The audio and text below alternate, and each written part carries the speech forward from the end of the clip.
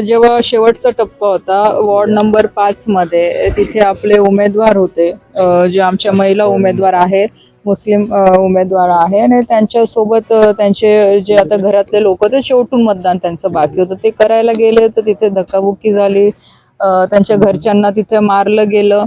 आणि अशा पद्धतीचं सगळं माहोल जो दुपारपासून तुम्ही पण बघताय की पूर्ण शहरामध्ये सगळे ते ग्रामीण भागातनं आणलेले, काही भुसावळवरनं आणलेले सगळे बाहेरचे लोक इथे पूर्ण मस्ती करताय, इथे पूर्ण दादागिरी करताय, रॅल्या काढताय, इथे घोषणा देताय. स्वतः आमदार, जेव्हा की आचारसंहिता असं म्हणते की प्रचार संपल्यानंतर तुम्ही कोणतेही तुमच्या पक्षाचं लेबल लावू शकत नाही किंवा प्रचार करू शकत नाही, घोषणा तुम्ही देऊ शकत नाही, किंवा तो जे आपण मफलर वगैरे घालतो ते घालू शकत नाही. स्वतः आमदार महोदय त्यांच्या मतदानासाठी शिवसेनेचं मफलर घालून आतमध्ये गेले, इथे लोकांना धक्काबुक्की केली, त्या महिलांना धक्काबुक्की केली, आणि त्यांच्या घरच्या सदस्यांना त्यांनी मारहाण केली. आता तक्रार आम्ही हीच दिलेली आहे की जो काही प्रकार घडलेला आहे तो इथे FIR मध्ये आम्ही नोंद करायला लावलेला आहे, आणि चंद्रकांत पाटील असतील किंवा त्यांच्या सोबत ते जे काही त्यांचे सगळे शिवसेनेचे पदाधिकारी असतील, कार्यकर्ते असतील, त्यांच्या गुन्हा नोंद झालेला आहे. ऑफकोर्स त्यांना तुम्ही पोलीस संपर्क करायला पाठवले, ते तुम्ही धमकी दिली, पोलीस धमकी द्यायला आले, मला बाहेर निघा असं मतदान बघा, एक विषय आहे की 100 मीटरच्या आतमध्ये कोणालाही जायचा अधिकार नाहीये.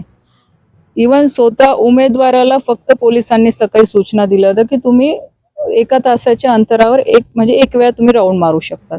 जर ते मतदार आहे तर मतदाराचं एवढं 1-1.5 तास आतमध्ये काय काम आहे? मतदान करून बाहेर आलं पाहिजे. तर तिथे तुम्ही पूर्ण तुमच्या सेनेचा प्रचार करताय, मफलर घालताय, असं अलाउड नाही जाईल. जरी मी गेली असेल, मी 100 मीटरच्या बाहेर होते, आणि मी सकाळपासून सगळ्या पोलिसांना हेच सांगत आलेली आहे. मी इव्हन इलेक्शन कमिशनरला पण पत्र लिहिलं, IG ला पण लिहिलेलं आहे की इथे जे काय होईल ते नियमाने व्हायला पाहिजे. आमचे लोक असो किंवा त्यांचे लोक असो, नियमाच्या बाहेर काम होता कामा नये. मला असं वाटतं ते काही चुकीचं नाही, आम्ही काय नियमाच्या बाहेर करायला लावत नाही. जेव्हा की आज सेनेने या शहरामध्ये पूर्ण इथे दहशत माजवली, नियमाच्या बाहेर इथे मतदान केलं गेलेलं आहे, तिथे दादागिरी केली गेलेली आहे, इथे मारहाण झालेली, अजून याच्या पलीकडे काय बघायचं बाकी आहे? गुन्हा तुम्ही दाखल केला त्याच्यामध्ये आमदारांचं नाव घेतलंय का? ऑफकोर्स घेतलेले आमदार स्वतः होते ना तिथे. आमदार एक जबाबदार व्यक्ती आहे. जर अशी घटना घडत असेल तर त्यांनी थांबवलं पाहिजे ना, की त्यांना प्रोत्साहन दिलं पाहिजे. हाच तर प्रॉब्लेम आहे इथल्या आमदारांचा की सगळे अशाच लोकांना त्यांनी प्रोत्साहन देत आलेलं आहे,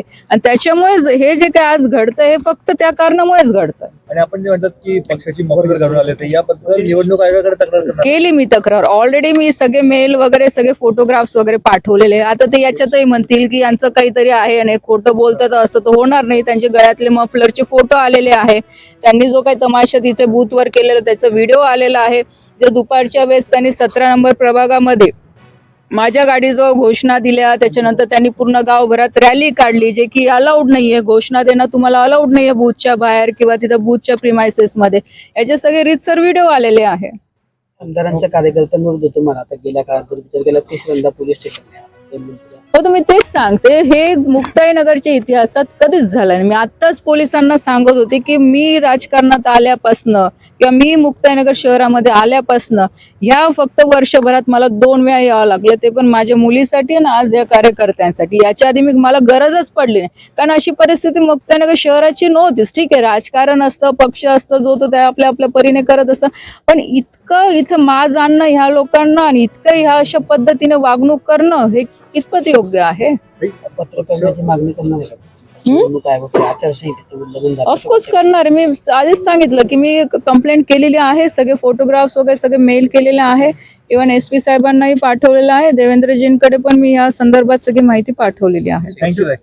पक्षाला टार्गेट केलं जाते की घटनेला टार्गेट केलं जाते? काय वाटतं? काय पक्षाला टार्गेट केलं जाते की घटनेला टार्गेट केलं जाते? हे बघा, मला असं वाटतं की चंद्रकांत पाटलाने ज्या भाजपनी त्यांना विधानसभेमध्ये मदत केली, बरोबर, ठीक आहे, आमचं ते म्हणतात की खडसे, ठीक आहे, खडसेला एक बाजूला ठेवा, पण बाकीची भाजप तर त्यांच्या सोबत होती. त्यांनी तर प्रामाणिक काम केलं होतं.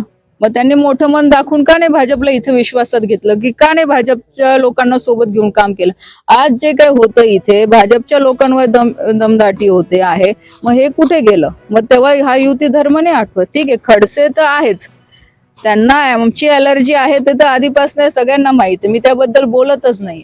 आणि मी सुरुवातीपासून सांगते की ही निवडणूक मी खडसे म्हणून नाही लढवलेली. मी एक भारतीय जनता पार्टीची कार्यकर्ता आहे, खासदार आहे, आज मंत्री आहे. तर मलाही माझ्या पक्षाचा विस्तार करायचा अधिकार आहे, कार्यकर्त्यांना संधी देण्याचा अधिकार आहे आणि ते मी केलेलं आहे. तर त्यांच्या डोक्यात आहे की खडसे पाटील एवढी काय भीती खडसेंची आहे?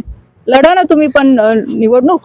पण तुम्ही एकट्या निवडणूक लढवताना दिसला, तुम्हाला पक्षाकडून नाही, पक्षाकडनं सगळे मला सपोर्ट होता आमच्या स्थानिक स्तरावर. आज बघू शकता डॉक्टर फडके काका आहे, ते आज सिनियर मोस्ट लीडर आहे. आमचे अशोक भाऊ कांडलकर आहे, ते गेल्या जनसंघापासून ते काम करताय. जुने भाजपचे म्हणजे माझ्यापेक्षा तर कितीतरी वर्ष आधीपासून ते काम करताय. माझे जिल्हा परिषद अध्यक्ष राहून चुकलेले, पक्षाचे उपाध्यक्ष आहे, ते आपले प्रदेशाचे उपाध्यक्ष आहेत. तर त्याच्यामुळे असं नाहीये, तालुक्याची टीम, आमची जी विधानसभेची टीम, बोदवड मुक्ताईनगरची पूर्ण टीम आमच्या सोबत होती.